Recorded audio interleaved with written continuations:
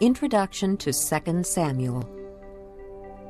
The book of 1 Samuel closes with the death of Israel's first king, Saul. The book of 2 Samuel records the reign of Israel's King David. He ruled for 40 years. David, described in the Bible as a man after God's own heart, brought the nation together, made Jerusalem its religious and political capital, then secured the kingdom's territory. God even promised that David's dynasty would endure forever. However, the turning point in David's life occurred when he sinned by committing adultery and murder. God's promise to David and his descendants was not revoked, but he was haunted for the rest of his reign by family and national crisis. As you listen, notice David's godly qualities of faithfulness, patience, courage, generosity, commitment, honesty, and his broken heart. Valuable lessons can be learned from David's sin and from his repentance. 2 Samuel, chapter 1. After the death of Saul, David returned from defeating the Amalekites and stayed in Ziklag 2 days. On the third day, a man arrived from Saul's camp, with his clothes torn and with dust on his head. When he came to David, he fell to the ground to pay him honor. "Where have you come from?" David asked him. He answered, "I have escaped from the Israelite camp." "What happened?" David asked. "Tell me." He said, "The men fled from the battle. Many of them fell and died, and Saul and his son Jonathan are dead." Then David said to the young man who brought him the report, "How do you know that Saul and his son Jonathan are dead?" "I happened to be on Mount Gilboa," the young man said, "and there was Saul, leaning on his spear, with the chariots and riders almost upon him.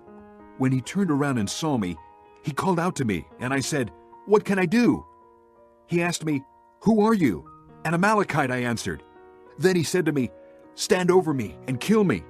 I am in the throes of death, but I'm still alive.' So I stood over him and killed him, because I knew that after he had fallen, he could not survive. And I took the crown that was on his head and the band on his arm, and have brought them here to my lord." Then David and all the men with him took hold of their clothes and tore them. They mourned and wept and fasted till evening for Saul and his son Jonathan, and for the army of the Lord and the house of Israel, because they had fallen by the sword. David said to the young man who brought him the report, "Where are you from?" "I am the son of an alien, an Amalekite." He answered. David asked him, "Why were you not afraid to lift your hand to destroy the Lord's anointed?" Then David called one of his men and said, "Go, strike him down." So he struck him down, and he died. For David had said to him, "Your blood be on your own head. Your own mouth testified against you when you said, 'I killed the Lord's anointed.'" David took up this lament concerning Saul and his son Jonathan, and ordered that the men of Judah be taught this lament of the bow. It is written in the book of Jasher, "Your glory, O Israel, lies slain on your heights. How the mighty have fallen. Tell it not in Gath. Proclaim it not in the streets of Ashkelon. Lest the daughters of the Philistines be glad, lest the daughters of the uncircumcised rejoice. O mountains of Gilboa, may you have neither dew nor rain, nor fields that yield offerings of grain. For there the shield of the mighty was defiled, the shield of Saul, no longer rubbed with oil. From the blood of the slain, from the flesh of the mighty, the bow of Jonathan did not turn back.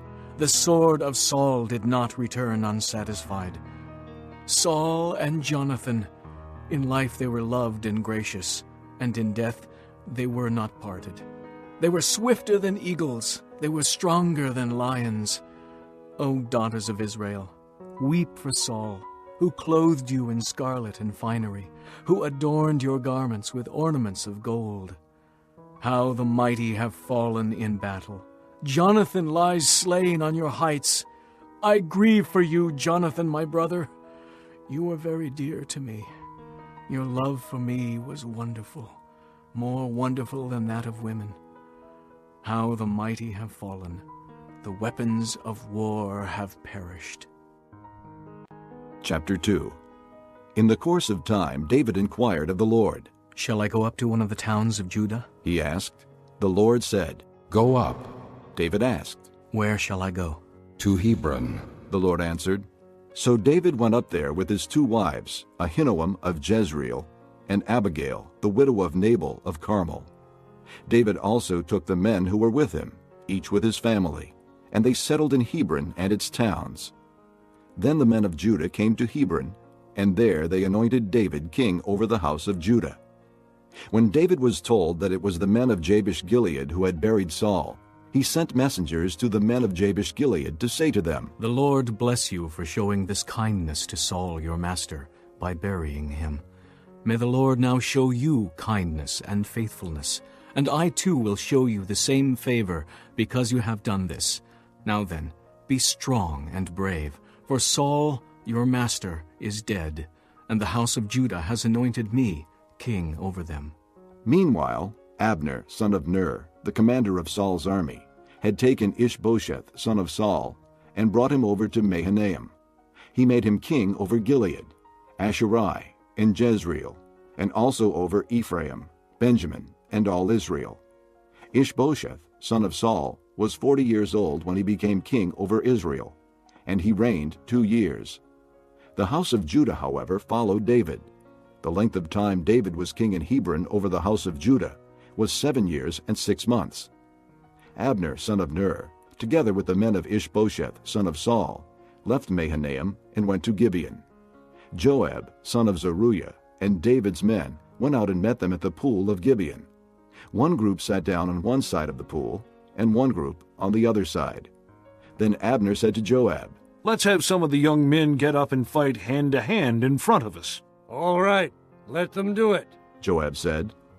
So they stood up and were counted off, 12 men for Benjamin and Ishbosheth, son of Saul, and 12 for David. Then each man grabbed his opponent by the head and thrust his dagger into his opponent's side, and they fell down together. So that place in Gibeon was called Helkath Hazurim. The battle that day was very fierce, and Abner and the men of Israel were defeated by David's men. The 3 sons of Zeruiah were there, Joab, Abishai, and Asahel. Now Asahel was as fleet-footed as a wild gazelle. He chased Abner, turning neither to the right nor to the left as he pursued him. Abner looked behind him and asked, Is that you, Asahel? It is. He answered. Then Abner said to him, Turn aside to the right or to the left. Take on one of the young men and strip him of his weapons. But Asahel would not stop chasing him. Again Abner warned Asahel. Stop chasing me. Why should I strike you down? How can I look your brother Joab in the face? But Asahel refused to give up the pursuit. So Abner thrust the butt of his spear into Asahel's stomach, and the spear came out through his back. He fell there and died on the spot. And every man stopped when he came to the place where Asahel had fallen and died. But Joab and Abishai pursued Abner, and as the sun was setting, they came to the hill of Ammah, near Giah, on the way to the wasteland of Gibeon. Then the men of Benjamin rallied behind Abner. They formed themselves into a group and took their stand on top of a hill. Abner called out to Joab, Must the sword devour forever? Don't you realize that this will end in bitterness? How long before you order your men to stop pursuing their brothers? Joab answered, As surely as God lives, if you had not spoken, the men would have continued the pursuit of their brothers until morning. So Joab blew the trumpet, and all the men came to a halt. They no longer pursued Israel, nor did they fight any more. All that night Abner and his men marched through the Arabah. They crossed the Jordan, continued through the whole Bithron, and came to Mahanaim. Then Joab returned from pursuing Abner and assembled all his men. Besides Asahel, 19 of David's men were found missing. But David's men had killed 360 Benjamites who were with Abner. They took Asahel and buried him in his father's tomb at Bethlehem. Then Joab and his men marched all night and arrived at Hebron by daybreak. Chapter 3. The war between the house of Saul and the house of David lasted a long time.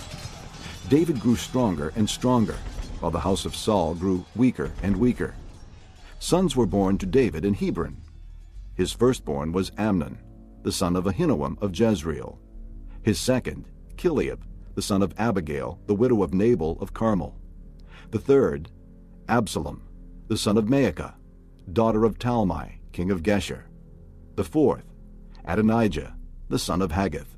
The fifth, Shephatiah, the son of Abidal. And the sixth, Ithream, the son of David's wife Eglah. These were born to David in Hebron.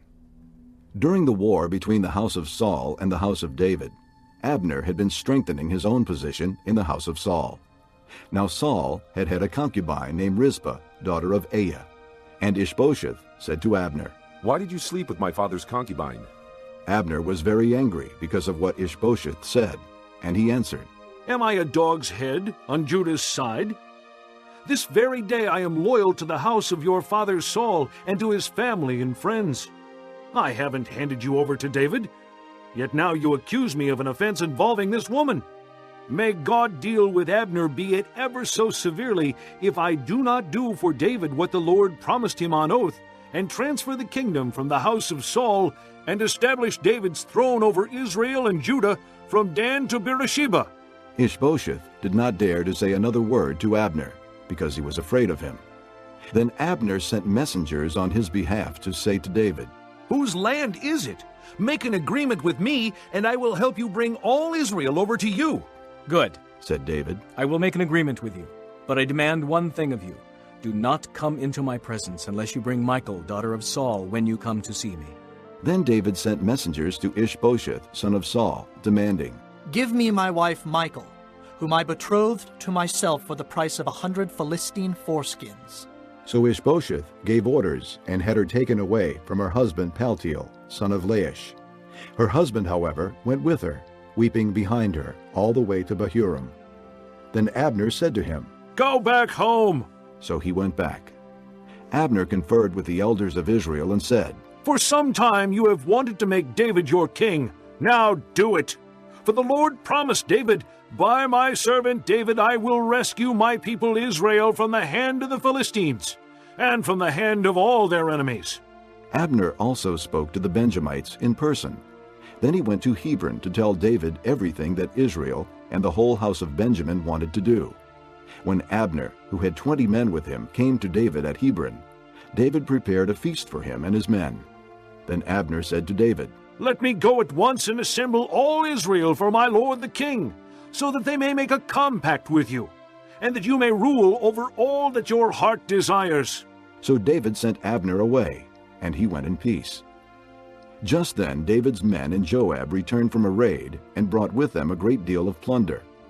But Abner was no longer with David in Hebron, because David had sent him away, and he had gone in peace.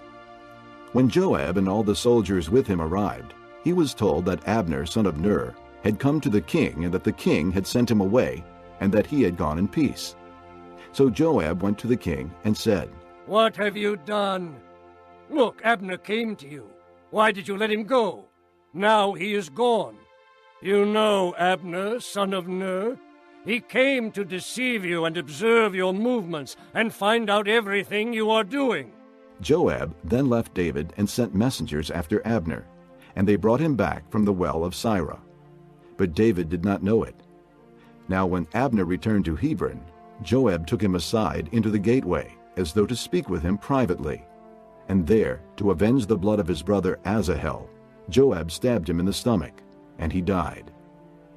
Later, when David heard about this, he said, I and my kingdom are forever innocent before the Lord concerning the blood of Abner, son of Ner. May his blood fall upon the head of Joab, and upon all his father's house. May Joab's house never be without someone who has a running sore, or leprosy, or who leans on a crutch, or who falls by the sword, or who lacks food. Joab and his brother Abishai murdered Abner because he had killed their brother Asahel in the battle at Gibeon. Then David said to Joab and all the people with him, Tear your clothes and put on sackcloth and walk in mourning in front of Abner. King David himself walked behind the bier. They buried Abner in Hebron, and the king wept aloud at Abner's tomb. All the people wept also. The king sang this lament for Abner. Should Abner have died as the lawless die? Your hands were not bound, your feet were not fettered. You fell as one falls before wicked men. And all the people wept over him again. Then they all came and urged David to eat something while it was still day. But David took an oath, saying, May God deal with me, be it ever so severely, if I taste bread or anything else before the sun sets. All the people took note and were pleased. Indeed, everything the king did pleased them. So on that day, all the people and all Israel knew that the king had no part in the murder of Abner, son of Ner. Then the king said to his men, Do you not realize that a prince and a great man has fallen in Israel this day? And today, though I am the anointed king, I am weak, and these sons of Zeruiah are too strong for me. May the Lord repay the evildoer according to his evil deeds. This concludes Disc 17. Chapter 4. When Ishbosheth, son of Saul, heard that Abner had died in Hebron, he lost courage, and all Israel became alarmed. Now Saul's son had 2 men who were leaders of raiding bands. One was named Baanah, and the other Rechab. They were sons of Rimmon the Beerothite, from the tribe of Benjamin. Beeroth is considered part of Benjamin, because the people of Beeroth fled to Gittaim and have lived there as aliens to this day. Jonathan, son of Saul, had a son who was lame in both feet. He was 5 years old when the news about Saul and Jonathan came from Jezreel. His nurse picked him up and fled, but as she hurried to leave, he fell and became crippled. His name was Mephibosheth. Now Rechab and Baanah, the sons of Rimmon the Beerothite, set out for the house of Ishbosheth. And they arrived there in the heat of the day, while he was taking his noonday rest. They went into the inner part of the house, as if to get some wheat, and they stabbed him in the stomach. Then Rechab and his brother Baanah slipped away. They had gone into the house while he was lying on the bed in his bedroom. After they stabbed and killed him, they cut off his head. Taking it with them, they traveled all night by way of the Arabah. They brought the head of Ishbosheth to David at Hebron, and said to the king, Here is the head of Ishbosheth, son of Saul, your enemy, who tried to take your life. This day the Lord has avenged my lord the king against Saul and his offspring. David answered Rechab and his brother Baanah, the sons of Rimmon the Beerothite, As surely as the Lord lives, who has delivered me out of all trouble, when a man told me Saul is dead and thought he was bringing good news, I seized him and put him to death in Ziklag. That was the reward I gave him for his news. How much more, when wicked men have killed an innocent man in his own house and on his own bed, should I not now demand his blood from your hand and rid the earth of you? So David gave an order to his men, and they killed them. They cut off their hands and feet, and hung the bodies by the pool in Hebron. But they took the head of Ishbosheth, and buried it in Abner's tomb at Hebron. Chapter 5. All the tribes of Israel came to David at Hebron and said, We are your own flesh and blood. In the past, while Saul was king over us, you were the one who led Israel on their military campaigns. And the Lord said to you, You will shepherd my people Israel, and you will become their ruler. When all the elders of Israel had come to King David at Hebron, the king made a compact with them at Hebron before the Lord, and they anointed David king over Israel. David was 30 years old when he became king, and he reigned 40 years. In Hebron he reigned over Judah 7 years and 6 months, and in Jerusalem he reigned over all Israel and Judah 33 years. The king and his men marched to Jerusalem to attack the Jebusites, who lived there. The Jebusites said to David, You will not get in here. Even the blind and the lame can ward you off. They thought. David cannot get in here. Nevertheless, David captured the fortress of Zion, the city of David. On that day, David said, Anyone who conquers the Jebusites will have to use the water shaft to reach those lame and blind who are David's enemies. That is why they say, The blind and lame will not enter the palace. David then took up residence in the fortress and called it the City of David. He built up the area around it from the supporting terraces inward, and he became more and more powerful, because the Lord God Almighty was with him. Now Hiram, king of Tyre, sent messengers to David along with cedar logs and carpenters and stonemasons, and they built a palace for David. And David knew that the Lord had established him as king over Israel, and had exalted his kingdom for the sake of his people Israel. After he left Hebron, David took more concubines and wives in Jerusalem, and more sons and daughters were born to him. These are the names of the children born to him there: Shemua, Shobab, Nathan, Solomon, Ibhar, Elishua, Nepheg, Japhiah, Elishama, Eliada, and Eliphalet. When the Philistines heard that David had been anointed king over Israel, they went up in full force to search for him. But David heard about it and went down to the stronghold. Now the Philistines had come and spread out in the valley of Rephaim. So David inquired of the Lord, "Shall I go and attack the Philistines? Will you hand them over to me?" The Lord answered him, "Go, for I will surely hand the Philistines over to you." So David went to Baal Perazim, and there he defeated them. He said, "As waters break out, the Lord has broken out against my enemies before me." So that place was called Baal Perazim. The Philistines abandoned their idols there, and David and his men carried them off. Once more the Philistines came up and spread out in the valley of Rephaim. So David inquired of the Lord, and he answered, "Do not go straight up, but circle around behind them and attack them in front of the balsam trees. As soon as you hear the sound of marching in the tops of the balsam trees, move quickly, because that will mean the Lord has gone out in front of you to strike the Philistine army." So David did as the Lord commanded him, and he struck down the Philistines all the way from Gibeon to Gezer. Chapter 6. David again brought together out of Israel chosen men, 30,000 in all.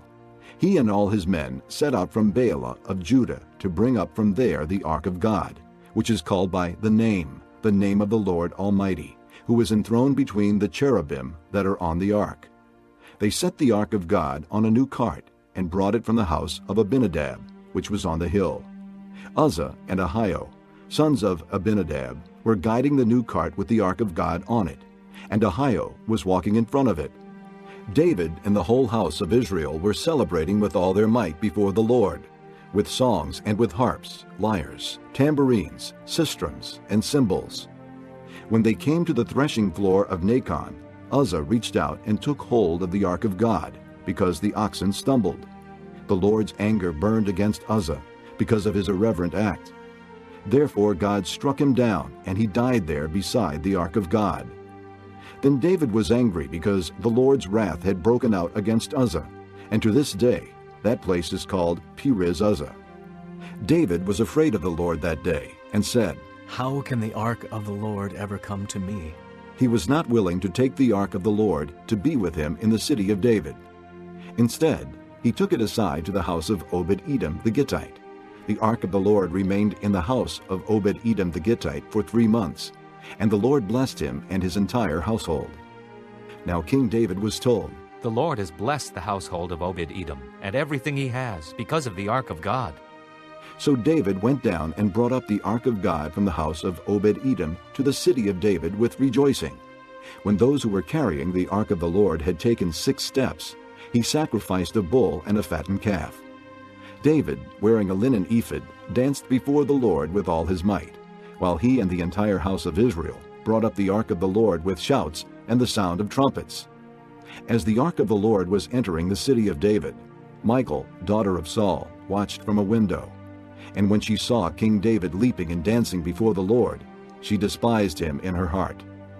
They brought the ark of the Lord and set it in its place inside the tent that David had pitched for it. And David sacrificed burnt offerings and fellowship offerings before the Lord. After he had finished sacrificing the burnt offerings and fellowship offerings, he blessed the people in the name of the Lord Almighty. Then he gave a loaf of bread, a cake of dates, and a cake of raisins to each person in the whole crowd of Israelites, both men and women. And all the people went to their homes.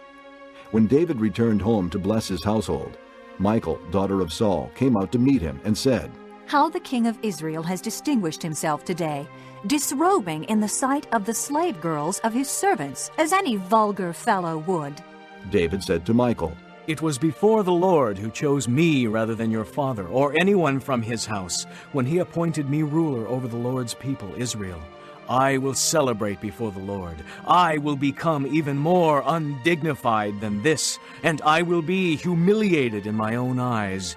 But by these slave girls you spoke of, I will be held in honor. And Michal, daughter of Saul, had no children to the day of her death. Chapter 7. After the king was settled in his palace, and the Lord had given him rest from all his enemies around him, he said to Nathan the prophet, Here I am, living in a palace of cedar, while the ark of God remains in a tent. Nathan replied to the king, Whatever you have in mind, go ahead and do it, for the Lord is with you.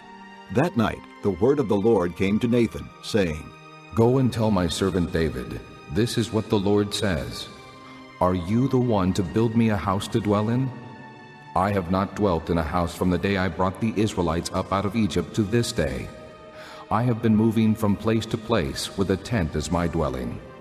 Wherever I have moved with all the Israelites, did I ever say to any of their rulers, whom I commanded to shepherd my people Israel, Why have you not built me a house of cedar? Now then, tell my servant David, this is what the Lord Almighty says. I took you from the pasture and from following the flock to be ruler over my people Israel. I have been with you wherever you have gone, and I have cut off all your enemies from before you. Now I will make your name great, like the names of the greatest men of the earth. And I will provide a place for my people Israel, and will plant them so that they can have a home of their own, and no longer be disturbed. Wicked people will not oppress them anymore, as they did at the beginning, and have done ever since the time I appointed leaders over my people Israel. I will also give you rest from all your enemies. The Lord declares to you that the Lord himself will establish a house for you. When your days are over and you rest with your fathers, I will raise up your offspring to succeed you, who will come from your own body, and I will establish his kingdom. He is the one who will build a house for my name, and I will establish the throne of his kingdom forever. I will be his father, and he will be my son. When he does wrong, I will punish him with the rod of men, with floggings inflicted by men. But my love will never be taken away from him, as I took it away from Saul, whom I removed from before you. Your house and your kingdom will endure forever before me. Your throne will be established forever. Nathan reported to David all the words of this entire revelation. Then King David went in and sat before the Lord, and he said, Who am I, O sovereign Lord, and what is my family, that you have brought me this far? And as if this were not enough in your sight, O sovereign Lord, you have also spoken about the future of the house of your servant. Is this your usual way of dealing with man, O sovereign Lord? What more can David say to you? For you know your servant, O sovereign Lord. For the sake of your word and according to your will, you have done this great thing and made it known to your servant. How great you are, O sovereign Lord! There is no one like you, and there is no God but you, as we have heard with our own ears. And who is like your people Israel, the one nation on earth that God went out to redeem as a people for himself, and to make a name for himself, and to perform great and awesome wonders by driving out nations and their gods from before your people, whom you redeemed from Egypt? You have established your people Israel as your very own forever, and you, O Lord, have become their God. And now, Lord God, keep forever the promise you have made concerning your servant and his house. Do as you promised, so that your name will be great forever. Then men will say, The Lord Almighty is God over Israel, and the house of your servant David will be established before you. O Lord Almighty, God of Israel, you have revealed this to your servant, saying, I will build a house for you. So your servant has found courage to offer you this prayer. O sovereign Lord, you are God. Your words are trustworthy, and you have promised these good things to your servant. Now be pleased to bless the house of your servant, that it may continue forever in your sight. For you, O sovereign Lord, have spoken, and with your blessing the house of your servant will be blessed forever. Chapter 8. In the course of time, David defeated the Philistines and subdued them, and he took Metheg-Ammah from the control of the Philistines. David also defeated the Moabites. He made them lie down on the ground and measured them off with a length of cord. Every 2 lengths of them were put to death, and the 3rd length was allowed to live. So the Moabites became subject to David and brought tribute. Moreover, David fought Hadad-ezer, son of Rehob, king of Zobah, when he went to restore his control along the Euphrates River. David captured 1,000 of his chariots, 7,000 charioteers, and 20,000 foot soldiers. He hamstrung all but 100 of the chariot horses. When the Arameans of Damascus came to help Hadad-ezer, king of Zobah, David struck down 22,000 of them. He put garrisons in the Aramean kingdom of Damascus, and the Arameans became subject to him and brought tribute. The Lord gave David victory wherever he went. David took the gold shields that belonged to the officers of Hadad-ezer and brought them to Jerusalem. From Tebah and Berothai, towns that belonged to Hadad-ezer, King David took a great quantity of bronze. When Tu, king of Hamath, heard that David had defeated the entire army of Hadad-ezer, he sent his son Joram to King David to greet him and congratulate him on his victory in battle over Hadad-ezer, who had been at war with Tu. Joram brought with him articles of silver and gold and bronze. King David dedicated these articles to the Lord, as he had done with the silver and gold from all the nations he had subdued: Edom and Moab, the Ammonites and the Philistines, and Amalek. He also dedicated the plunder taken from Hadad-ezer, son of Rehob, king of Zobah. And David became famous after he returned from striking down 18,000 Edomites in the Valley of Salt. He put garrisons throughout Edom, and all the Edomites became subject to David. The Lord gave David victory wherever he went. David reigned over all Israel, doing what was just and right for all his people. Joab, son of Zeruiah, was over the army. Jehoshaphat, son of Ahilud, was recorder. Zadok, son of Ahitub, and Ahimelech, son of Abiathar, were priests. Seraiah was secretary. Benaiah, son of Jehoiada, was over the Kerethites and Pelethites. And David's sons were royal advisers. Chapter 9. David asked, Is there anyone still left of the house of Saul to whom I can show kindness for Jonathan's sake? Now there was a servant of Saul's household named Ziba. They called him to appear before David, and the king said to him, Are you Ziba? Your servant. He replied. The king asked, Is there no one still left of the house of Saul to whom I can show God's kindness? Ziba answered the king. There is still a son of Jonathan. He is crippled in both feet. Where is he? The king asked. Ziba answered, He is at the house of Machir, son of Ammiel in Lo-debar. So King David had him brought from Lo-debar, from the house of Machir, son of Ammiel. When Mephibosheth, son of Jonathan, the son of Saul, came to David, he bowed down to pay him honor. David said, Mephibosheth.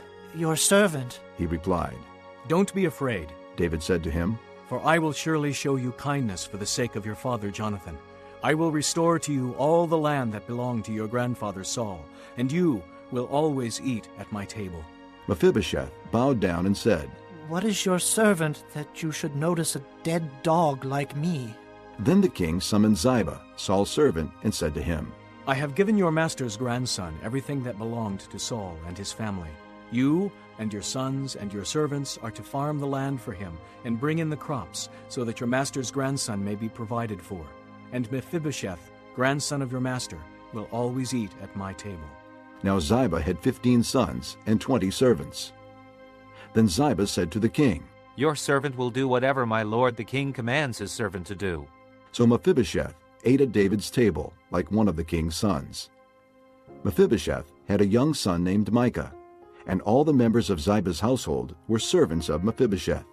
And Mephibosheth lived in Jerusalem, because he always ate at the king's table, and he was crippled in both feet. Chapter 10. In the course of time, the king of the Ammonites died, and his son Hanun succeeded him as king. David thought, I will show kindness to Hanun, son of Nahash, just as his father showed kindness to me." So David sent a delegation to express his sympathy to Hanun concerning his father. When David's men came to the land of the Ammonites, the Ammonite nobles said to Hanun their lord, "Do you think David is honoring your father by sending men to you to express sympathy? Hasn't David sent them to you to explore the city and spy it out and overthrow it?"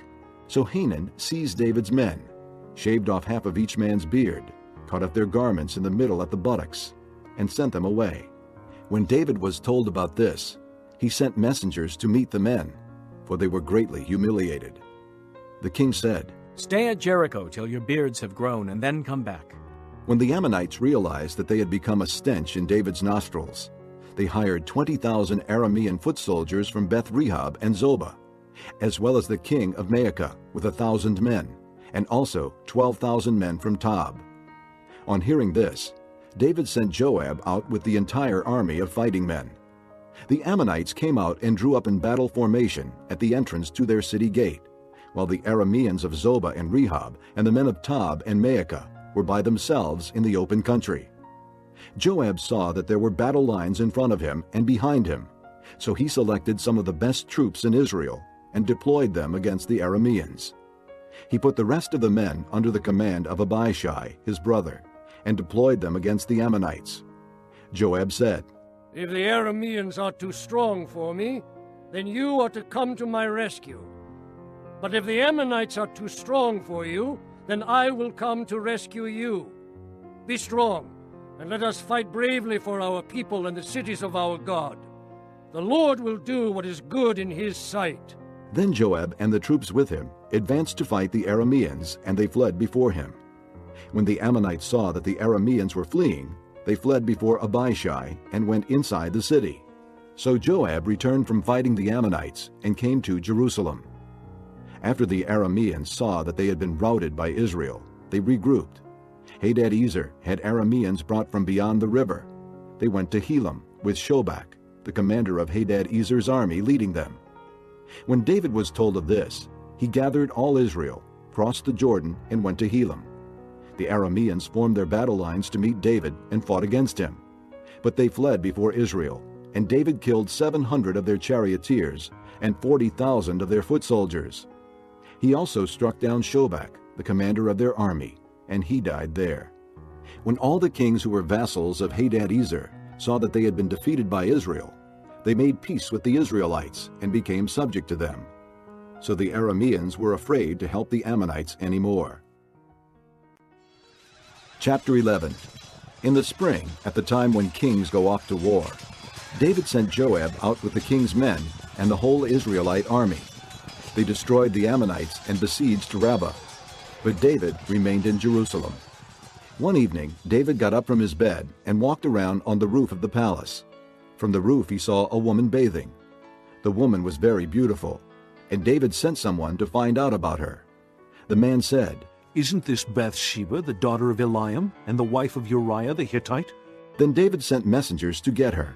She came to him, and he slept with her. She had purified herself from her uncleanness. Then she went back home. The woman conceived and sent word to David, saying, "I am pregnant." So David sent this word to Joab, "Send me Uriah the Hittite." And Joab sent him to David. When Uriah came to him, David asked him how Joab was, how the soldiers were, and how the war was going. Then David said to Uriah, "Go down to your house and wash your feet." So Uriah left the palace, and a gift from the king was sent after him. But Uriah slept at the entrance to the palace with all his master's servants, and did not go down to his house. When David was told, Uriah did not go home, he asked him, "Haven't you just come from a distance? Why didn't you go home?" Uriah said to David, "The ark and Israel and Judah are staying in tents, and my master Joab and my lord's men are camped in the open fields. How could I go to my house to eat and drink and lie with my wife? As surely as you live, I will not do such a thing." Then David said to him, "Stay here one more day, and tomorrow I will send you back." So Uriah remained in Jerusalem that day and the next. At David's invitation, he ate and drank with him, and David made him drunk. But in the evening, Uriah went out to sleep on his mat among his master's servants. He did not go home. In the morning, David wrote a letter to Joab and sent it with Uriah. In it he wrote, "Put Uriah in the front line where the fighting is fiercest. Then withdraw from him so he will be struck down and die." So while Joab had the city under siege, he put Uriah at a place where he knew the strongest defenders were. When the men of the city came out and fought against Joab, some of the men in David's army fell. Moreover, Uriah the Hittite died. Joab sent David a full account of the battle. He instructed the messenger, "When you have finished giving the king this account of the battle, the king's anger may flare up, and he may ask you, 'Why did you get so close to the city to fight? Didn't you know they would shoot arrows from the wall? Who killed Abimelech, son of Jerubbesheth? Didn't a woman throw an upper millstone on him from the wall, so that he died in Thebes?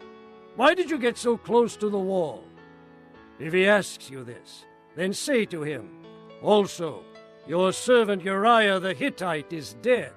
The messenger set out, and when he arrived, he told David everything Joab had sent him to say. The messenger said to David, "The men overpowered us and came out against us in the open, but we drove them back to the entrance to the city gate. Then the archers shot arrows at your servants from the wall, and some of the king's men died. Moreover, your servant Uriah the Hittite is dead." David told the messenger, "Say this to Joab. Don't let this upset you.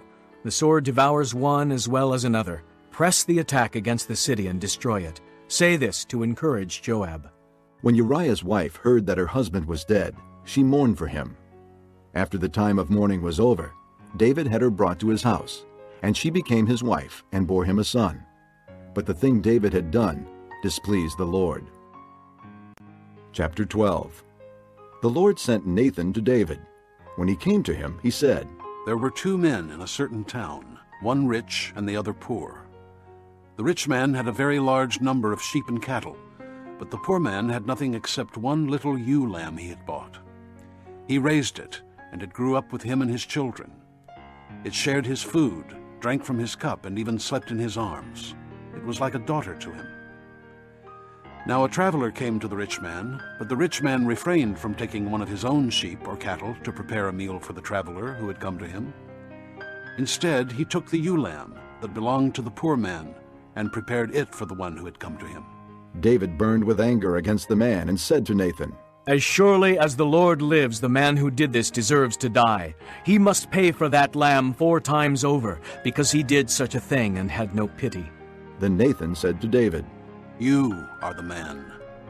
This is what the Lord, the God of Israel, says. I anointed you king over Israel, and I delivered you from the hand of Saul. I gave your master's house to you, and your master's wives into your arms. I gave you the house of Israel and Judah. And if all this had been too little, I would have given you even more.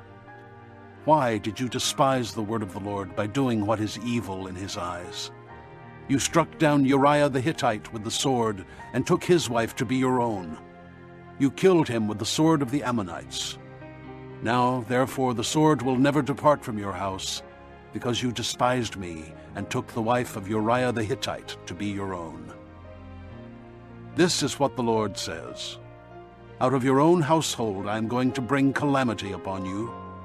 Before your very eyes I will take your wives and give them to one who is close to you, and he will lie with your wives in broad daylight. You did it in secret, but I will do this thing in broad daylight before all Israel." Then David said to Nathan, "I have sinned against the Lord." Nathan replied, "The Lord has taken away your sin. You are not going to die. But because by doing this you have made the enemies of the Lord show utter contempt, the son born to you will die." After Nathan had gone home, the Lord struck the child that Uriah's wife had borne to David, and he became ill. David pleaded with God for the child.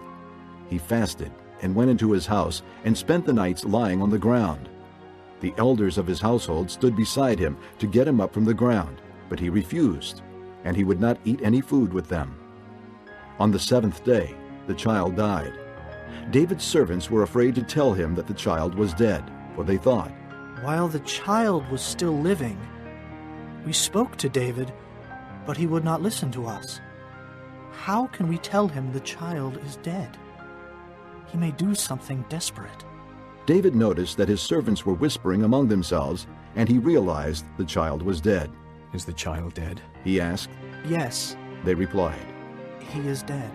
Then David got up from the ground. After he had washed, put on lotions, and changed his clothes, he went into the house of the Lord and worshipped.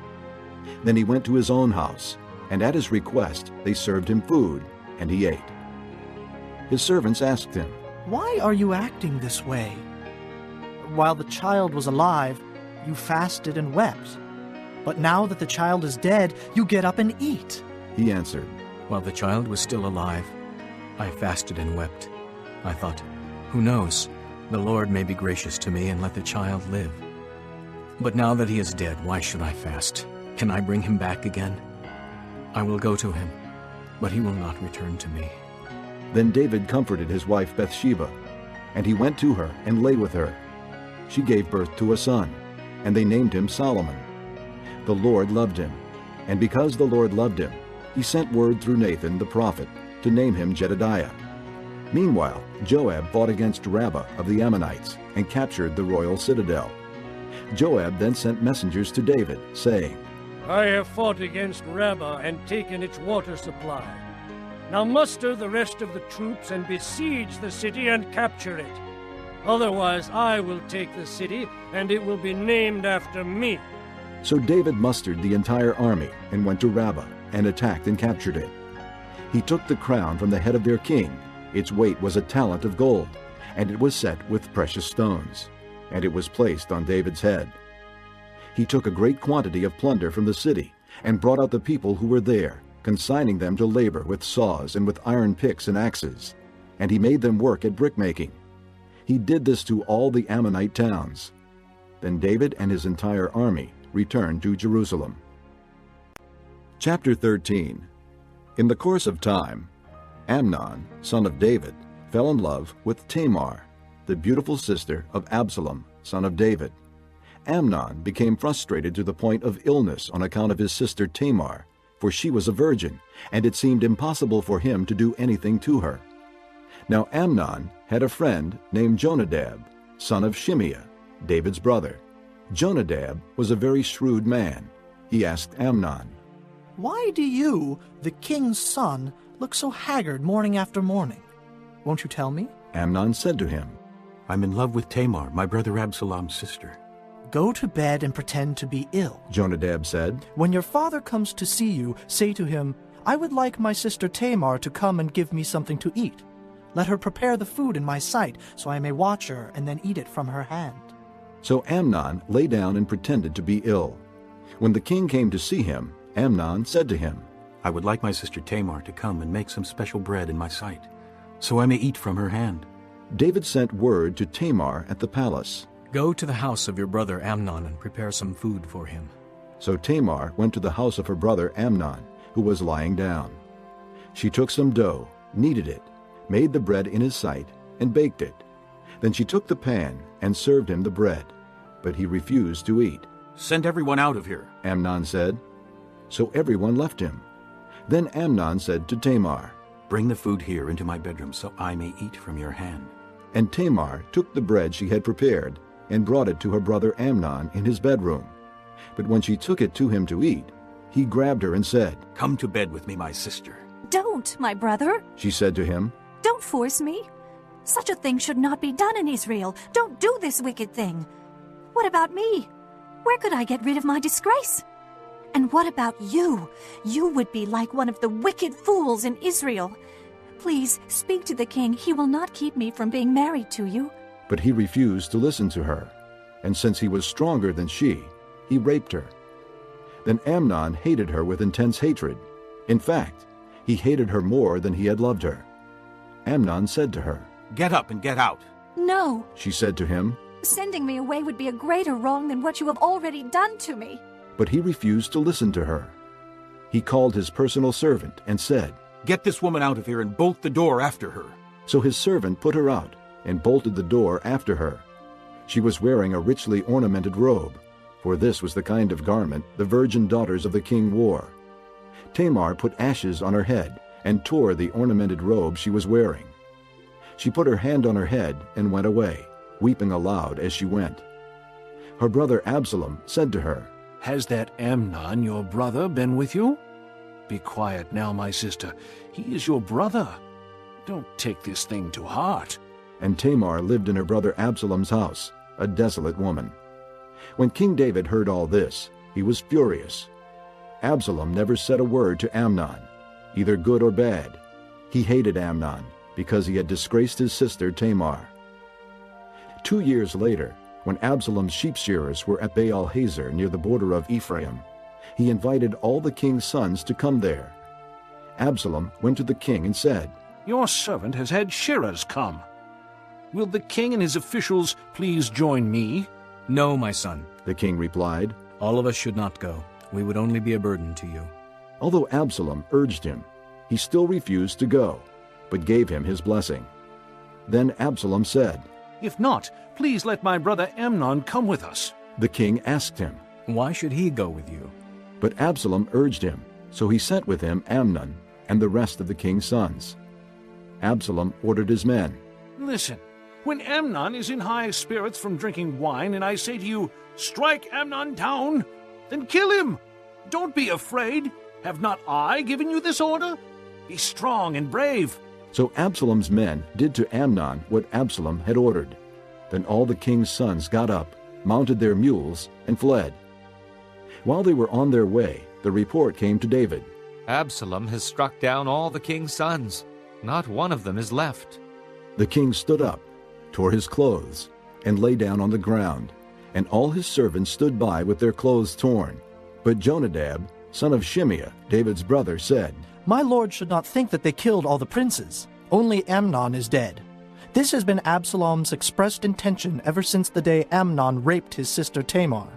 My lord the king should not be concerned about the report that all the king's sons are dead. Only Amnon is dead." Meanwhile, Absalom had fled. Now the man standing watch looked up and saw many people on the road west of him, coming down the side of the hill. The watchman went and told the king, "I see men in the direction of Horonaim, on the side of the hill." Jonadab said to the king, "See, the king's sons are here. It has happened just as your servant said." As he finished speaking, the king's sons came in, wailing loudly. The king, too, and all his servants wept very bitterly. Absalom fled and went to Talmai, son of Ammihud, the king of Geshur. But King David mourned for his son every day. After Absalom fled and went to Geshur, he stayed there 3 years. And the spirit of the king longed to go to Absalom, for he was consoled concerning Amnon's death. Chapter 14. Joab, son of Zeruiah, knew that the king's heart longed for Absalom. So Joab sent someone to Tekoa, and had a wise woman brought from there. He said to her, "Pretend you are in mourning. Dress in mourning clothes, and don't use any cosmetic lotions. Act like a woman who has spent many days grieving for the dead. Then go to the king and speak these words to him." And Joab put the words in her mouth. When the woman from Tekoa went to the king, she fell with her face to the ground to pay him honor, and she said, "Help me, O king." The king asked her, "What is troubling you?" She said, "I am indeed a widow. My husband is dead. I, your servant, had 2 sons. They got into a fight with each other in the field, and no one was there to separate them. One struck the other and killed him. Now the whole clan has risen up against your servant. They say, 'Hand over the one who struck his brother down, so that we may put him to death for the life of his brother whom he killed. Then we will get rid of the heir as well.' They would put out the only burning coal I have left, leaving my husband neither name nor descendant on the face of the earth." The king said to the woman, "Go home, and I will issue an order in your behalf." But the woman from Tekoa said to him, "My lord the king, let the blame rest on me and on my father's family, and let the king and his throne be without guilt." The king replied, "If anyone says anything to you, bring him to me, and he will not bother you again." She said, "Then let the king invoke the Lord his God to prevent the avenger of blood from adding to the destruction, so that my son will not be destroyed." "As surely as the Lord lives," he said, "not one hair of your son's head will fall to the ground." Then the woman said, "Let your servant speak a word to my lord the king." "Speak," he replied. The woman said, Why then have you devised a thing like this against the people of God? When the king says this, does he not convict himself? For the king has not brought back his banished son. Like water spilled on the ground, which cannot be recovered, so we must die. But God does not take away life. Instead, he devises ways so that a banished person may not remain estranged from him. And now I have come to say this to my lord the king, because the people have made me afraid. Your servant thought, I will speak to the king. Perhaps he will do what his servant asks. Perhaps the king will agree to deliver his servant from the hand of the man who is trying to cut off both me and my son from the inheritance God gave us. And now your servant says, May the word of my lord the king bring me rest. For my lord the king is like an angel of God in discerning good and evil. May the Lord your God be with you. Then the king said to the woman, Do not keep from me the answer to what I am going to ask you. Let my lord the king speak. The woman said. The king asked, Isn't the hand of Joab with you in all this? The woman answered, As surely as you live, my lord the king, no one can turn to the right or to the left from anything my lord the king says. Yes, it was your servant Joab who instructed me to do this, and who put all these words into the mouth of your servant. Your servant Joab did this to change the present situation. My lord has wisdom like that of an angel of God. He knows everything that happens in the land. The king said to Joab, Very well, I will do it. Go, bring back the young man Absalom. Joab fell with his face to the ground to pay him honor, and he blessed the king. Joab said, Today your servant knows that he has found favor in your eyes, my lord the king, because the king has granted his servant's request. Then Joab went to Geshur, and brought Absalom back to Jerusalem. But the king said, He must go to his own house. He must not see my face. So Absalom went to his own house, and did not see the face of the king. In all Israel there was not a man so highly praised for his handsome appearance as Absalom. From the top of his head to the sole of his foot there was no blemish in him. Whenever he cut the hair of his head, he used to cut his hair from time to time when it became too heavy for him, he would weigh it, and its weight was 200 shekels by the royal standard. 3 sons and a daughter were born to Absalom. The daughter's name was Tamar, and she became a beautiful woman. Absalom lived 2 years in Jerusalem without seeing the king's face. Then Absalom sent for Joab in order to send him to the king, but Joab refused to come to him. So he sent a second time, but he refused to come. Then he said to his servants, Look, Joab's field is next to mine, and he has barley there. Go and set it on fire. So Absalom's servants set the field on fire. Then Joab did go to Absalom's house, and he said to him, Why have your servants set my field on fire? Absalom said to Joab, Look, I sent word to you and said, Come here so I can send you to the king to ask, Why have I come from Geshur? It would be better for me if I were still there. Now then, I want to see the king's face, and if I am guilty of anything, let him put me to death. So Joab went to the king and told him this. Then the king summoned Absalom, and he came in and bowed down with his face to the ground before the king. And the king kissed Absalom. Chapter 15. In the course of time, Absalom provided himself with a chariot and horses, and with 50 men to run ahead of him. He would get up early and stand by the side of the road leading to the city gate. Whenever anyone came with a complaint to be placed before the king for a decision, Absalom would call out to him. What town are you from? He would answer, Your servant is from one of the tribes of Israel. Then Absalom would say to him, Look, your claims are valid and proper, but there is no representative of the king to hear you. And Absalom would add, If only I were appointed judge in the land, then everyone who has a complaint or case could come to me, and I would see that he gets justice.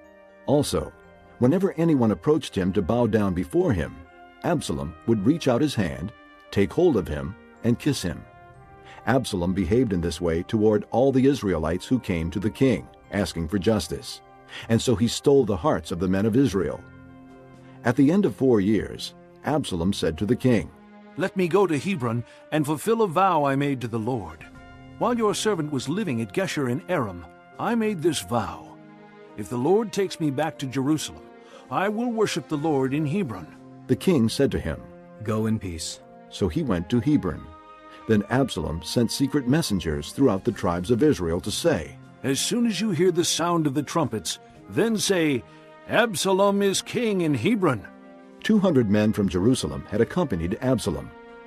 They had been invited as guests and went quite innocently, knowing nothing about the matter. While Absalom was offering sacrifices, he also sent for Ahithophel the Gilonite, David's counselor, to come from Gilo, his hometown.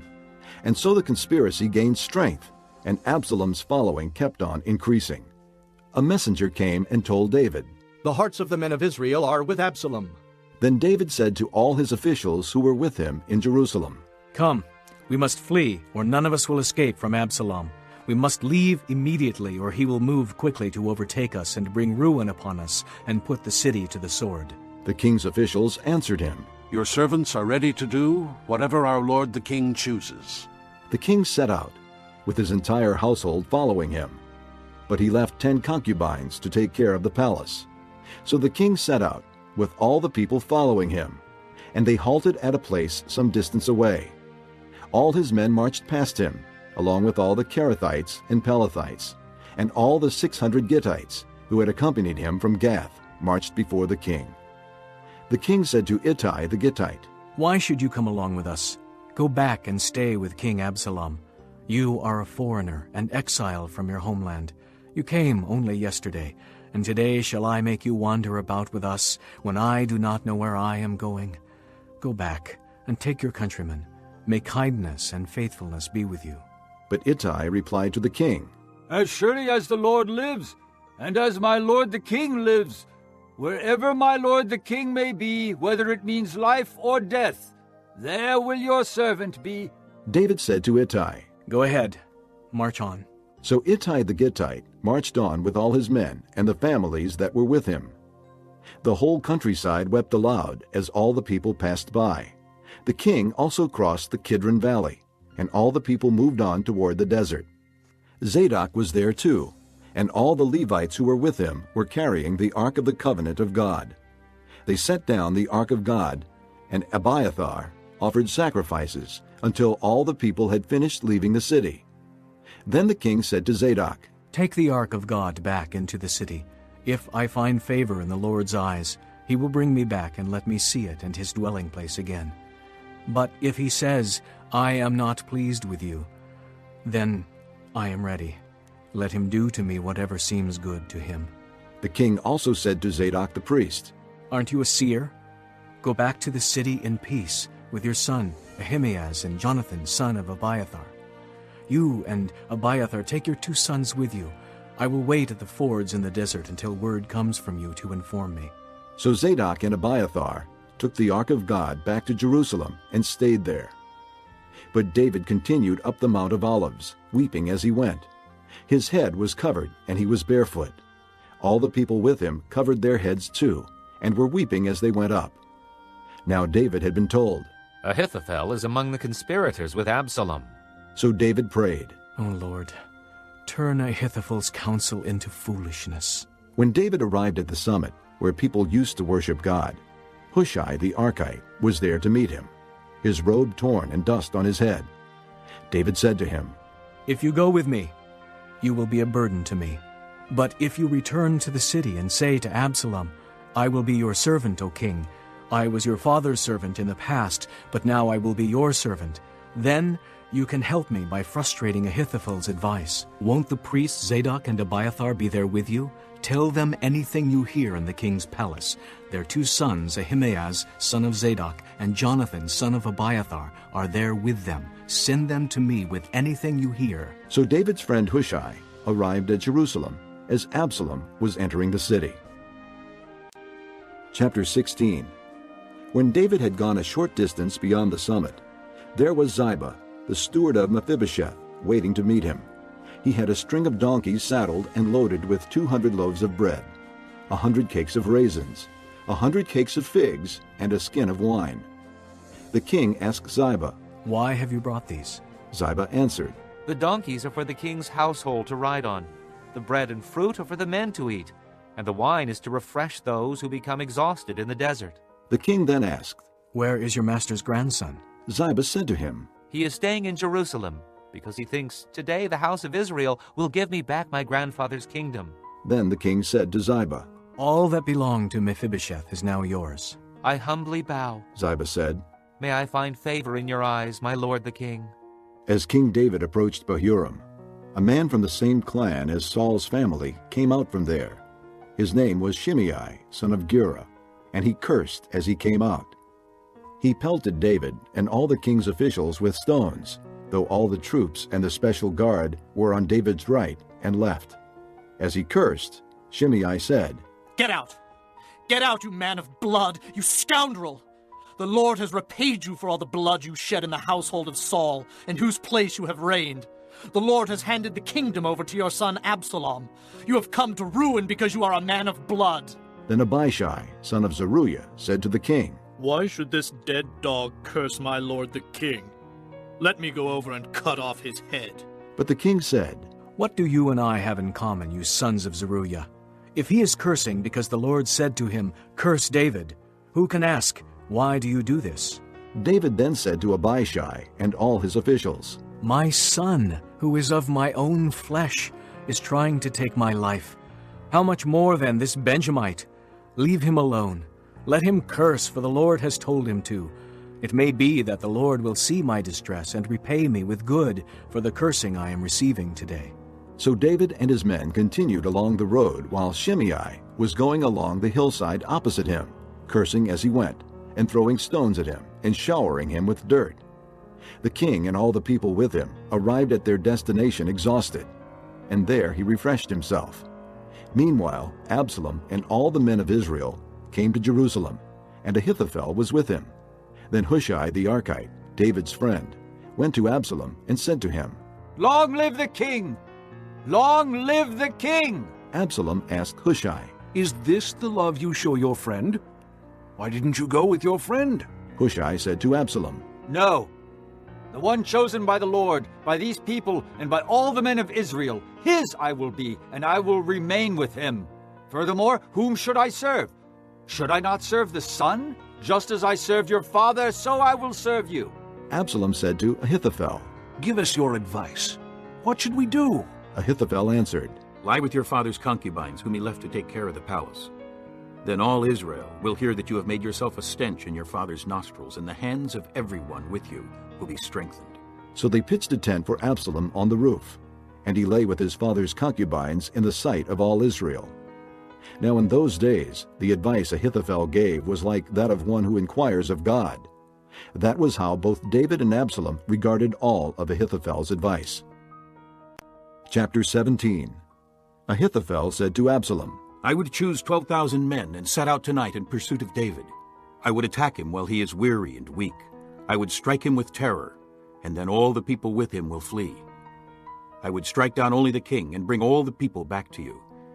The death of the man you seek will mean the return of all.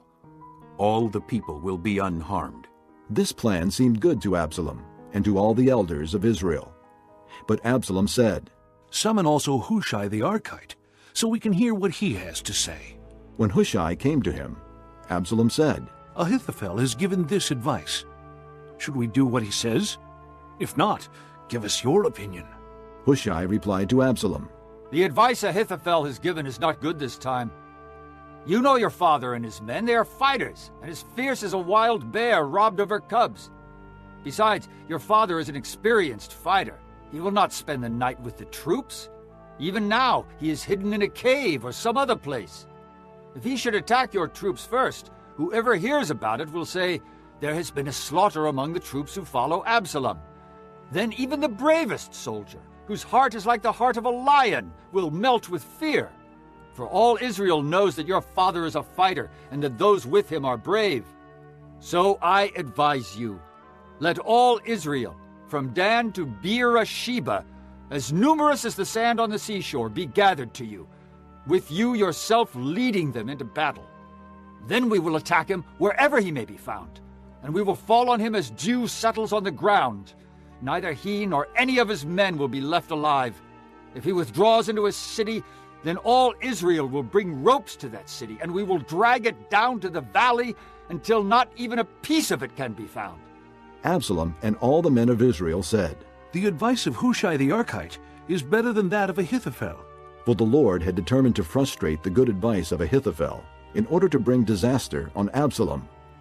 Hushai told Zadok and Abiathar the priests, "Ahithophel has advised Absalom and the elders of Israel to do such and such, but I have advised them to do so and so. Now send a message immediately and tell David, 'Do not spend the night at the fords in the desert. Cross over without fail, or the king and all the people with him will be swallowed up.'" Jonathan and Ahimaaz were staying at Enrogel. A servant girl was to go and inform them, and they were to go and tell King David, for they could not risk being seen entering the city. But a young man saw them and told Absalom. So the two of them left quickly and went to the house of a man in Bahurim. He had a well in his courtyard, and they climbed down into it. His wife took a covering and spread it out over the opening of the well and scattered grain over it. No one knew anything about it. When Absalom's men came to the woman at the house, they asked, "Where are Ahimaaz and Jonathan?" The woman answered them, "They crossed over the brook." The men searched but found no one, so they returned to Jerusalem. After the men had gone, the two climbed out of the well and went to inform King David. They said to him, "Set out and cross the river at once. Ahithophel has advised such and such against you." So David and all the people with him set out and crossed the Jordan. By daybreak, no one was left who had not crossed the Jordan. When Ahithophel saw that his advice had not been followed, he saddled his donkey and set out for his house in his hometown. He put his house in order and then hanged himself. So he died and was buried in his father's tomb. David went to Mahanaim, and Absalom crossed the Jordan with all the men of Israel.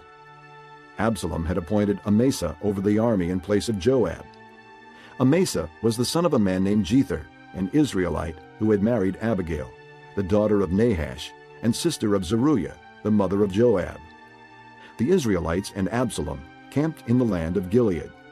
When David came to Mahanaim, Shobai, son of Nahash, from Rabbah of the Ammonites, and Machir, son of Amiel, from Lo-debar, and Barzillai the Gileadite from Rogelim, brought bedding and bowls and articles of pottery.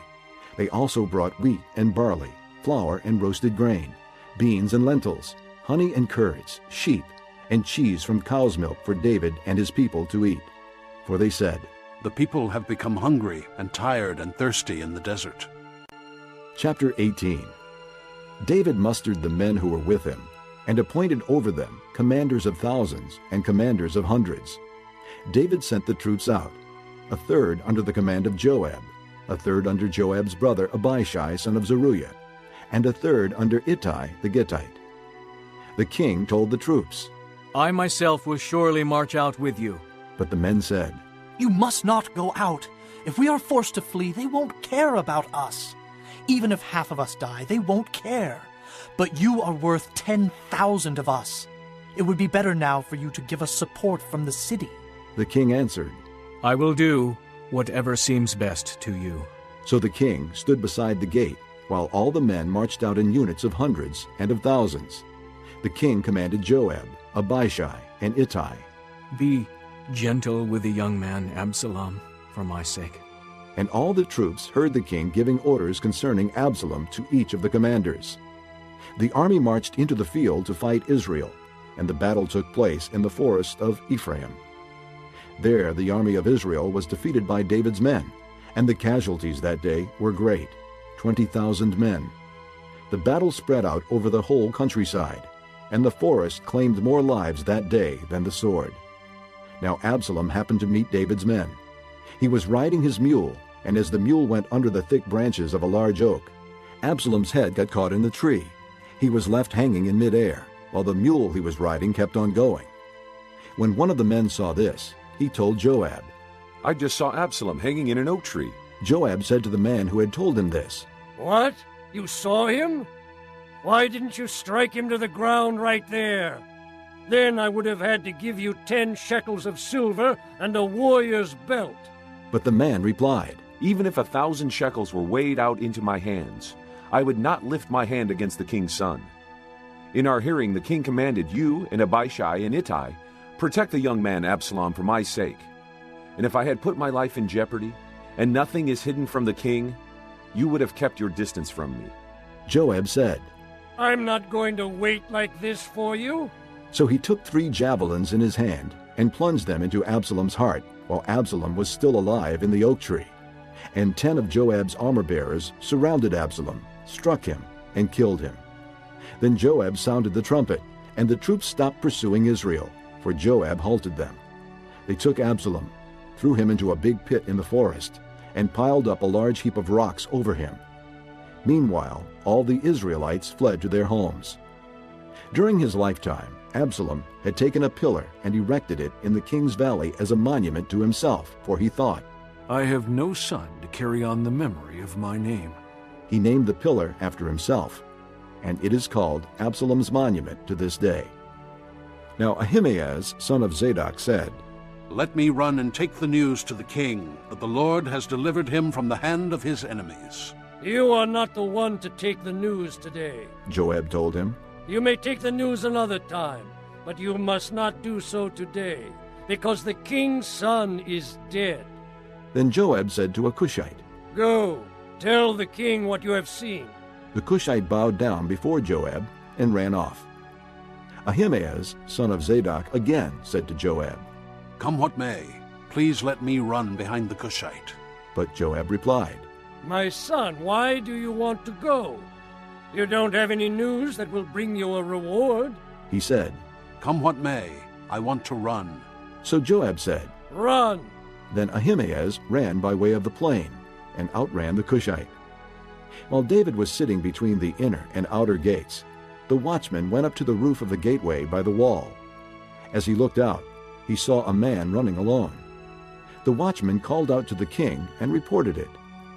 The king said, If he is alone, he must have good news. And the man came closer and closer. Then the watchman saw another man running, and he called down to the gatekeeper. Look, another man running alone. The king said, He must be bringing good news too. The watchman said, It seems to me that the first one runs like Ahimaaz, son of Zadok. He's a good man. The king said. He comes with good news. Then Ahimaaz called out to the king. All is well. He bowed down before the king with his face to the ground and said, Praise be to the Lord your God. He has delivered up the men who lifted their hands against my lord the king. The king asked, Is the young man Absalom safe? Ahimaaz answered, I saw great confusion, just as Joab was about to send the king's servant and me, your servant, but I don't know what it was. The king said, Stand aside and wait here. So he stepped aside and stood there. Then the Cushite arrived and said, My lord the king, hear the good news. The Lord has delivered you today from all who rose up against you. The king asked the Cushite, Is the young man Absalom safe? The Cushite replied, May the enemies of my lord the king and all who rise up to harm you be like that young man. The king was shaken. He went up to the room over the gateway and wept. As he went, he said, Oh, my son Absalom, my son Absalom, if only I had died instead of you. Oh, Absalom, my son. Chapter 19. Joab was told, The king is weeping and mourning for Absalom. And for the whole army, the victory that day was turned into mourning, because on that day the troops heard it said, The king is grieving for his son. The men stole into the city that day as men steal in who are ashamed when they flee from battle. The king covered his face and cried aloud, Oh, my son Absalom! Oh, Absalom, my son, my son! Then Joab went into the house to the king and said, Today you have humiliated all your men, who have just saved your life, and the lives of your sons and daughters, and the lives of your wives and concubines. You love those who hate you, and hate those who love you. You have made it clear today that the commanders and their men mean nothing to you. I see that you would be pleased if Absalom were alive today and all of us were dead. Now go out and encourage your men. I swear by the Lord that if you don't go out, not a man will be left with you by nightfall. This will be worse for you than all the calamities that have come upon you from your youth till now." So the king got up and took his seat in the gateway. When the men were told, "The king is sitting in the gateway," they all came before him. Meanwhile, the Israelites had fled to their homes. Throughout the tribes of Israel, the people were all arguing with each other, saying, "The king delivered us from the hand of our enemies. He is the one who rescued us from the hand of the Philistines. But now he has fled the country because of Absalom, and Absalom, whom we anointed to rule over us, has died in battle. So why do you say nothing about bringing the king back?" King David sent this message to Zadok and Abiathar, the priests. Ask the elders of Judah, why should you be the last to bring the king back to his palace, since what is being said throughout Israel has reached the king at his quarters? You are my brothers, my own flesh and blood, so why should you be the last to bring back the king? And say to Amasa, are you not my own flesh and blood? May God deal with me, be it ever so severely, if from now on you are not the commander of my army in place of Joab. He won over the hearts of all the men of Judah, as though they were one man. They sent word to the king, "Return, you and all your men." Then the king returned and went as far as the Jordan. Now the men of Judah had come to Gilgal to go out and meet the king and bring him across the Jordan. Shimei, son of Gera, the Benjamite from Bahurim, hurried down with the men of Judah to meet King David. With him were 1,000 Benjamites, along with Ziba, the steward of Saul's household, and his 15 sons and 20 servants. They rushed to the Jordan where the king was. They crossed at the ford to take the king's household over, and to do whatever he wished. When Shimei, son of Gera, crossed the Jordan, he fell prostrate before the king and said to him, "May my lord not hold me guilty. Do not remember how your servant did wrong on the day my lord the king left Jerusalem. May the king put it out of his mind. For I, your servant, know that I have sinned. But today I have come here as the first of the whole house of Joseph to come down and meet my lord the king." Then Abishai, son of Zeruiah, said, "Shouldn't Shimei be put to death for this? He cursed the Lord's anointed." David replied, What do you and I have in common, you sons of Zeruiah? This day you have become my adversaries. Should anyone be put to death in Israel today? Do I not know that today I am king over Israel? So the king said to Shimei, You shall not die. And the king promised him on oath. Mephibosheth, Saul's grandson, also went down to meet the king. He had not taken care of his feet, or trimmed his mustache, or washed his clothes from the day the king left until the day he returned safely. When he came from Jerusalem to meet the king asked him, Why didn't you go with me, Mephibosheth? He said, My lord the king, since I your servant am lame, I said, I will have my donkey saddled and will ride on it, so I can go with the king. But Ziba my servant betrayed me, and he has slandered your servant to my lord the king. My lord the king is like an angel of God, so do whatever pleases you. All my grandfather's descendants deserved nothing but death from my lord the king. But you gave your servant a place among those who eat at your table. So what right do I have to make any more appeals to the king? The king said to him, Why say more? I order you and Ziba to divide the fields. Mephibosheth said to the king, Let him take everything, now that my lord the king has arrived home safely. Barzillai the Gileadite also came down from Rogelim to cross the Jordan with the king, and to send him on his way from there. Now Barzillai was a very old man, 80 years of age. He had provided for the king during his stay in Mahanaim, for he was a very wealthy man. The king said to Barzillai, Cross over with me and stay with me in Jerusalem, and I will provide for you. But Barzillai answered the king, How many more years will I live, that I should go up to Jerusalem with the king? I am now 80 years old. Can I tell the difference between what is good and what is not? Can your servant taste what he eats and drinks? Can I still hear the voices of men and women singers? Why should your servant be an added burden to my lord the king? Your servant will cross over the Jordan with the king for a short distance, but why should the king reward me in this way? Let your servant return, that I may die in my own town, near the tomb of my father and mother. But here is your servant Kimham. Let him cross over with my lord the king. Do for him whatever pleases you." The king said, Kimham shall cross over with me, and I will do for him whatever pleases you, and anything you desire from me I will do for you. So all the people crossed the Jordan, and then the king crossed over. The king kissed Barzillai and gave him his blessing, and Barzillai returned to his home. When the king crossed over to Gilgal, Kimham crossed with him. All the troops of Judah and half the troops of Israel had taken the king over. Soon all the men of Israel were coming to the king and saying to him, "Why did our brothers, the men of Judah, steal the king away and bring him and his household across the Jordan, together with all his men?" All the men of Judah answered the men of Israel, "We did this because the king is closely related to us. Why are you angry about it? Have we eaten any of the king's provisions? Have we taken anything for ourselves?" Then the men of Israel answered the men of Judah, "We have 10 shares in the king, and besides, we have a greater claim on David than you have. So why do you treat us with contempt?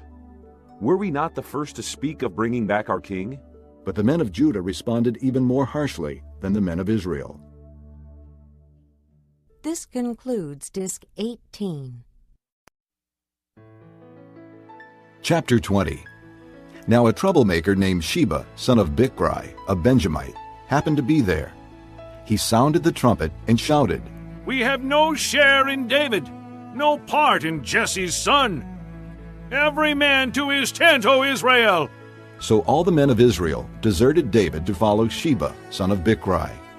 But the men of Judah stayed by their king all the way from the Jordan to Jerusalem. When David returned to his palace in Jerusalem, he took the 10 concubines he had left to take care of the palace and put them in a house under guard. He provided for them, but did not lie with them. They were kept in confinement till the day of their death, living as widows. Then the king said to Amasa, "Summon the men of Judah to come to me within 3 days, and be here yourself." But when Amasa went to summon Judah, he took longer than the time the king had set for him. David said to Abishai, "Now Sheba, son of Bichri, will do us more harm than Absalom did. Take your master's men and pursue him, or he will find fortified cities and escape from us." So Joab's men and the Kerethites and Pelethites and all the mighty warriors went out under the command of Abishai. They marched out from Jerusalem to pursue Sheba, son of Bichri. While they were at the great rock in Gibeon, Amasa came to meet them. Joab was wearing his military tunic, and strapped over it at his waist was a belt with a dagger in its sheath. As he stepped forward, it dropped out of its sheath. Joab said to Amasa, "How are you, my brother?" Then Joab took Amasa by the beard with his right hand to kiss him. Amasa was not on his guard against the dagger in Joab's hand, and Joab plunged it into his belly, and his intestines spilled out on the ground. Without being stabbed again, Amasa died. Then Joab and his brother Abishai pursued Sheba, son of Bichri. One of Joab's men stood beside Amasa and said, "Whoever favors Joab, and whoever is for David, let him follow Joab." Amasa lay wallowing in his blood in the middle of the road, and the man saw that all the troops came to a halt there. When he realized that everyone who came up to Amasa stopped, he dragged him from the road into a field and threw a garment over him. After Amasa had been removed from the road, all the men went on with Joab to pursue Sheba, son of Bichri. Sheba passed through all the tribes of Israel to Abel-Beth-Maachah, and through the entire region of the Berites, who gathered together and followed him. All the troops with Joab came and besieged Sheba in Abel-Beth-Maachah. They built a siege ramp up to the city, and it stood against the outer fortifications. While they were battering the wall to bring it down, a wise woman called from the city, Listen, listen. Tell Joab to come here so I can speak to him." He went toward her, and she asked, "Are you Joab?" "I am," he answered. She said, "Listen to what your servant has to say." "I'm listening," he said. She continued, "Long ago they used to say, Get your answer at Abel, and that settled it. We are the peaceful and faithful in Israel. You are trying to destroy a city that is a mother in Israel. Why do you want to swallow up the Lord's inheritance? Far be it from me, Joab replied. far be it from me to swallow up or destroy. That is not the case. A man named Sheba, son of Bichri, from the hill country of Ephraim, has lifted up his hand against the king, against David. Hand over this one man, and I'll withdraw from the city. The woman said to Joab. His head will be thrown to you from the wall. Then the woman went to all the people with her wise advice, and they cut off the head of Sheba son of Bichri and threw it to Joab. So he sounded the trumpet, and his men dispersed from the city, each returning to his home. And Joab went back to the king in Jerusalem. Joab was over Israel's entire army. Benaiah son of Jehoiada was over the Kerethites and Pelethites. Adoniram was in charge of forced labor. Jehoshaphat son of Ahilud was recorder. Sheva was secretary. Zadok and Abiathar were priests, and Ira the Jairite was David's priest. Chapter 21. During the reign of David, there was a famine for 3 successive years, so David sought the face of the Lord. The Lord said, "It is on account of Saul and his blood-stained house. It is because he put the Gibeonites to death." The king summoned the Gibeonites and spoke to them. Now the Gibeonites were not a part of Israel, but were survivors of the Amorites. The Israelites had sworn to spare them, but Saul, in his zeal for Israel and Judah, had tried to annihilate them. David asked the Gibeonites, "What shall I do for you?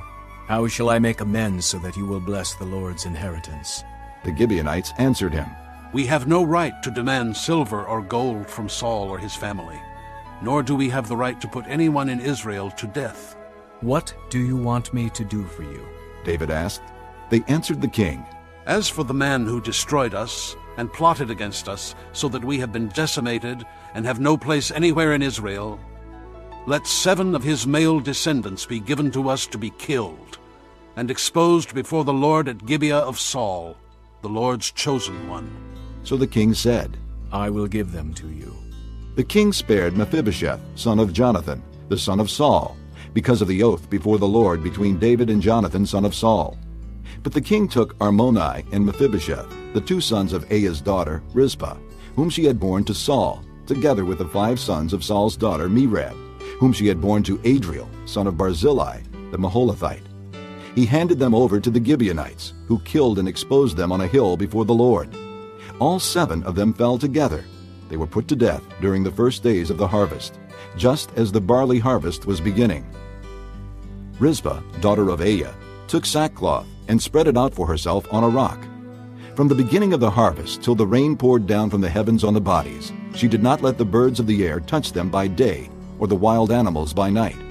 When David was told what Aiah's daughter Rizpah, Saul's concubine, had done, he went and took the bones of Saul and his son Jonathan from the citizens of Jabesh-Gilead. They had taken them secretly from the public square at Bethshan, where the Philistines had hung them after they struck Saul down on Gilboa. David brought the bones of Saul and his son Jonathan from there, and the bones of those who had been killed and exposed were gathered up. They buried the bones of Saul and his son Jonathan in the tomb of Saul's father Kish at Zelah in Benjamin, and did everything the king commanded. After that, God answered prayer in behalf of the land. Once again, there was a battle between the Philistines and Israel. David went down with his men to fight against the Philistines, and he became exhausted. And Ishbi-Benob, one of the descendants of Rapha, whose bronze spearhead weighed 300 shekels, and who was armed with a new sword, said he would kill David. But Abishai, son of Zeruiah, came to David's rescue. He struck the Philistine down and killed him. Then David's men swore to him, saying, "Never again will you go out with us to battle, so that the lamp of Israel will not be extinguished." In the course of time, there was another battle with the Philistines at Gob. At that time, Sibbecai, the Hushathite, killed Saph, one of the descendants of Rapha. In another battle with the Philistines at Gob, Elhanan, son of Jaarith-Oregim, the Bethlehemite, killed Goliath the Gittite, who had a spear with a shaft like a weaver's rod. In still another battle, which took place at Gath, there was a huge man with 6 fingers on each hand and 6 toes on each foot. 24 in all. He also was descended from Rapha. When he taunted Israel, Jonathan, son of Shimeah, David's brother, killed him. These 4 were descendants of Rapha in Gath, and they fell at the hands of David and his men. Chapter 22. David sang to the Lord the words of this song when the Lord delivered him from the hand of all his enemies and from the hand of Saul. He said, The Lord is my rock, my fortress and my deliverer. My God is my rock in whom I take refuge, my shield and the horn of my salvation. He is my stronghold, my refuge and my Savior. From violent men you save me. I call to the Lord who is worthy of praise, and I am saved from my enemies. The waves of death swirled about me. The torrents of destruction overwhelmed me. The cords of the grave coiled around me. The snares of death confronted me. In my distress, I called to the Lord. I called out to my God. From his temple, he heard my voice. My cry came to his ears. The earth trembled and quaked. The foundations of the heavens shook. They trembled because he was angry. Smoke rose from his nostrils. Consuming fire came from his mouth. Burning coals blazed out of it. He parted the heavens and came down. Dark clouds were under his feet. He mounted the cherubim and flew. He soared on the wings of the wind. He made darkness his canopy around him, the dark rain clouds of the sky. Out of the brightness of his presence, bolts of lightning blazed forth. The Lord thundered from heaven. The voice of the Most High resounded. He shot arrows and scattered the enemies, bolts of lightning and routed them. The valleys of the sea were exposed, and the foundations of the earth laid bare at the rebuke of the Lord, at the blast of breath from his nostrils. He reached down from on high and took hold of me. He drew me out of deep waters. He rescued me from my powerful enemy, from my foes who were too strong for me. They confronted me in the day of my disaster, but the Lord was my support. He brought me out into a spacious place. He rescued me because he delighted in me. The Lord has dealt with me according to my righteousness. According to the cleanness of my hands, he has rewarded me. For I have kept the ways of the Lord. I have not done evil by turning from my God. All his laws are before me. I have not turned away from his decrees. I have been blameless before him and have kept myself from sin. The Lord has rewarded me according to my righteousness, according to my cleanness in his sight. To the faithful you show yourself faithful. To the blameless you show yourself blameless. To the pure you show yourself pure. But to the crooked you show yourself shrewd. You save the humble, but your eyes are on the haughty to bring them low. You are my lamp, O Lord. The Lord turns my darkness into light. With your help, I can advance against a troop. With my God, I can scale a wall. As for God, his way is perfect. The word of the Lord is flawless. He is a shield for all who take refuge in him. For who is God besides the Lord? And who is the rock except our God? It is God who arms me with strength and makes my way perfect. He makes my feet like the feet of a deer. He enables me to stand on the heights. He trains my hands for battle. My arms can bend a bow of bronze. You give me your shield of victory. You stoop down to make me great. You broaden the path beneath me so that my ankles do not turn. I pursued my enemies and crushed them. I did not turn back till they were destroyed. I crushed them completely, and they could not rise. They fell beneath my feet. You armed me with strength for battle. You made my adversaries bow at my feet. You made my enemies turn their backs in flight, and I destroyed my foes. They cried for help, but there was no one to save them. To the Lord, but he did not answer. I beat them as fine as the dust of the earth. I pounded and trampled them like mud in the streets. You have delivered me from the attacks of my people. You have preserved me as the head of nations. People I did not know are subject to me, and foreigners come cringing to me. As soon as they hear me, they obey me. They all lose heart. They come trembling from their strongholds. The Lord lives! Praise be to my rock! Exalted be God, the rock, my Savior. He is the God who avenges me. who puts the nations under me, who sets me free from my enemies. You exalted me above my foes. From violent men you rescued me. Therefore, I will praise you, O Lord, among the nations. I will sing praises to your name. He gives his king great victories. He shows unfailing kindness to his anointed, to David and his descendants forever. Chapter 23. These are the last words of David. The oracle of David, son of Jesse. The oracle of the man exalted by the Most High, the man anointed by the God of Jacob, Israel's singer of songs. The Spirit of the Lord spoke through me. His word was on my tongue. The God of Israel spoke.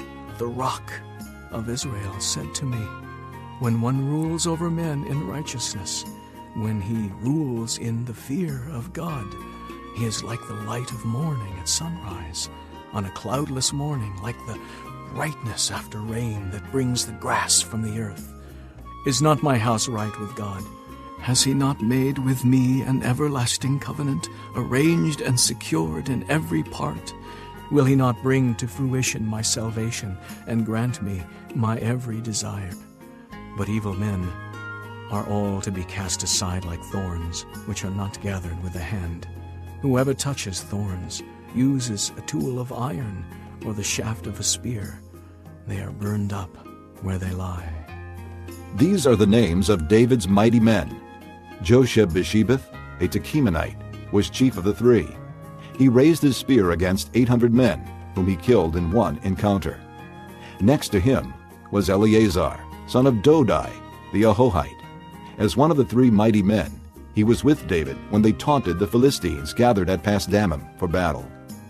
Then the men of Israel retreated, but he stood his ground and struck down the Philistines till his hand grew tired and froze to the sword. The Lord brought about a great victory that day. The troops returned to Eleazar, but only to strip the dead. Next to him was Shammah, son of Agi, the Hararite. When the Philistines banded together at a place where there was a field full of lentils, Israel's troops fled from them. But Shammah took his stand in the middle of the field. He defended it and struck the Philistines down, and the Lord brought about a great victory. During harvest time, 3 of the 30 chief men came down to David at the cave of Adullam, while a band of Philistines was encamped in the valley of Rephaim. At that time, David was in the stronghold, and the Philistine garrison was at Bethlehem. David longed for water and said, "Oh, that someone would get me a drink of water from the well near the gate of Bethlehem." So the 3 mighty men broke through the Philistine lines, drew water from the well near the gate of Bethlehem, and carried it back to David. But he refused to drink it. Instead, he poured it out before the Lord. "Far be it from me, O Lord, to do this," he said. "Is it not the blood of men who went at the risk of their lives?" And David would not drink it. Such were the exploits of the 3 mighty men. Abishai, the brother of Joab, son of Zeruiah, was chief of the 3. He raised his spear against 300 men, whom he killed, and so he became as famous as the 3. Was he not held in greater honor than the 3? He became their commander, even though he was not included among them. Benaiah, son of Jehoiada, was a valiant fighter from Kabzeel, who performed great exploits. He struck down 2 of Moab's best men. He also went down into a pit on a snowy day and killed a lion, and he struck down a huge Egyptian. Although the Egyptian had a spear in his hand, Benaiah went against him with a club. He snatched the spear from the Egyptian's hand and killed him with his own spear. Such were the exploits of Benaiah, son of Jehoiada. He too was as famous as the 3 mighty men. He was held in greater honor than any of the 30, but he was not included among the 3. And David put him in charge of his bodyguard.